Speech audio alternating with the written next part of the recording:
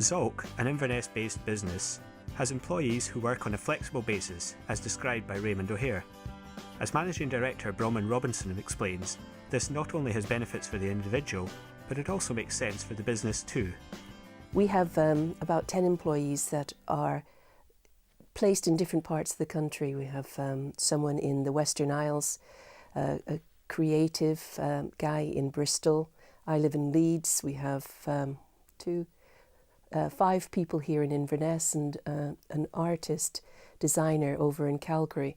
And technology allows them to work flexibly because we can engage with each other at any point using technology such as voice over IP, instant messenger, technologies like that. We can engage together despite the geographic distance. So people haven't had to relocate. They've been able to work from home at a pattern that suits them. The fact that we engage sort of across a great geography really as a business, we are not impacting. We use technology, we're not impacting on the environment. We're not flying, travelling to any great extent. So one benefit is to the environment. The second benefit to our customers is that we've been able to employ people that have leading edge skills. So we bring their skill sets to the customer on any project that we do. Whilst acknowledging the positive aspects of this new world of work, Doug Leith believes that there are potential downsides to remote working for both businesses and their employees. I suppose the benefit to employees of more modern digital technologies is a bit of a double-edged sword, in that if applied correctly, we're seeing lots of advantages in potentially individuals' work-life balance. So although we haven't seen this mass migration of everyone out of offices and into home offices, if you look around many companies, large and small, you will see now that a reasonable percentage of time of employees is spent not so much necessarily at home, but certainly remote and certainly mobile. Now that gives a lot more flexibility for the individual to organise their own lives. However, with this technology obviously comes the problem in that this raises expectations that we are available 24 hours a day. And it's whether we use that 24 hours more wisely and more efficiently, or whether we just simply fill up the 24 hours by using the technology that we've got. So employers in particular, I think, have a duty here to really consider how technology is being used.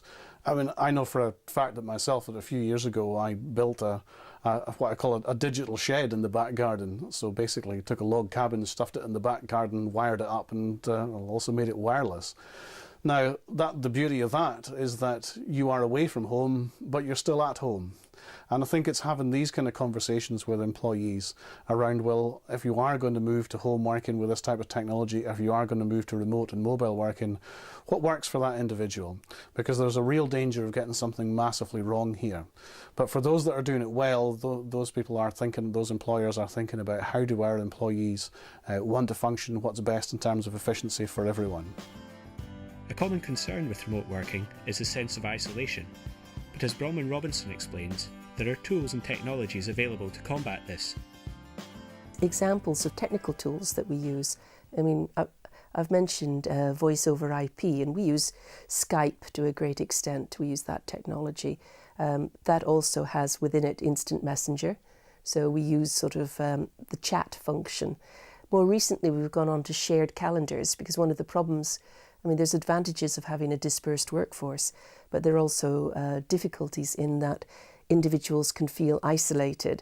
It's also difficult to know when you're trying to set up a meeting, whether that be a virtual meeting or a face-to-face meeting, what somebody's diary is when you're not in one location. So we've started to use iGoogle for a shared calendar facility. And in terms of the isolation, we've also added in Twitter as a sort of widget within the iGoogle sort of platform. And that allows us just to engage in the way that I guess in a normal office you would sort of have a cup of coffee and you'd sort of be chatting about what you did last night or what you're currently doing or your thoughts about a piece of work. And Twitter allows us to replicate that element of engagement with each other, as well as ask immediate questions, but we've got a record. So those are some of the tools that we currently are using. Technology doesn't just affect employees' work patterns. As Doug Leith explains, it can also have a huge influence on a company's day-to-day business processes too. One of the main advantages of the technology is to globalise, or at least certainly to change your geographic reach. There is no doubt about that. There is also this ability to collaborate, to be able to bring together and work with others. But there's still a lot to be done, I think, around efficiency by organisations even looking inwards to say, how can we use this technology to improve our own organisations? We have a company in this part of the world here who are a fairly traditional type of business. They'll probably see some of their vans as they dig up the road and lay some cables for you. But what they've recently introduced is a technology called DigiPen, in which the guy on site, after he's finished digging the hole, laying the cable and filling it all back in again, basically it just takes this pen, writes on a piece of paper, and the pen automatically picks up the imagery from that, holds it in its database and sends it straight back to the headquarters.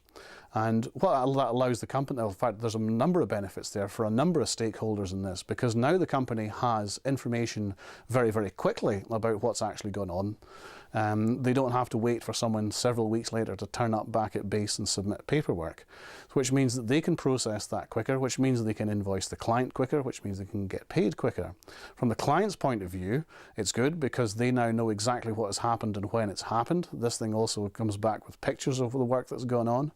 And from the employee's point of view, no more form filling. You just do it once on site when you're finished, and that's it. You go home nice and early for your tea. So I think if organisations also look at using technology strategically within in order to make efficiencies, there is still a lot of mileage to be achieved in that. Due to technology, businesses are no longer limited to recruiting from within their local area. As Bronwyn Robinson explains, this has benefits for both the company and their customers. Well, certainly sort of on the recruitment, we've been able to identify people that we feel have the best skills for the needs of the business, no matter where they live. So, you know, the example, there's been a number of different benefits of that. One benefit, for example, is the speed of turnover that we can do. When we finish here in this country, our designer is really just getting up. He lives in Calgary in Alberta. So we have, with a 7-hour difference, he being 7 hours behind us, it means he can actually start working when we finish, and we have the finished product for the first thing in the morning, which is sort of a great benefit for the client.